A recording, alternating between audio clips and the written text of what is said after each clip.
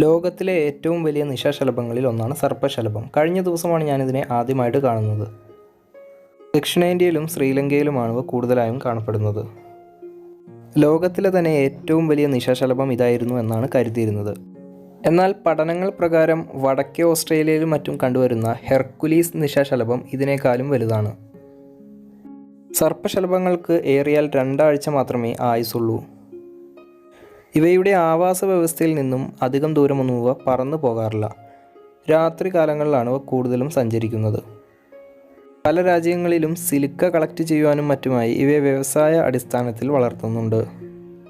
മറ്റു ശലഭങ്ങളെപ്പോലെ ഇവ തേൻ കുടിക്കാറില്ല. ചെറിയ ഇലകളും മറ്റുമാണ് ഭക്ഷണമാക്കുന്നത്. ലാർവയായിട്ടിരിക്കുമ്പോഴാണ് ഇവ കൂടുതലായും ഭക്ഷണം കഴിക്കുക. പൂർണ്ണ വളർച്ചയെത്തിയാൽ സർപ്പശലഭങ്ങൾ ഭക്ഷണം കഴിക്കാറില്ല. ചിറകുകളുടെ മുകളിലത്തെ അറ്റം സർപ്പത്തിൻ്റെ പത്തി പോലെ ഇരിക്കുന്നത് കൊണ്ടാണ് സർപ്പശലഭം എന്നിവയ്ക്ക് പേര് വന്നത്.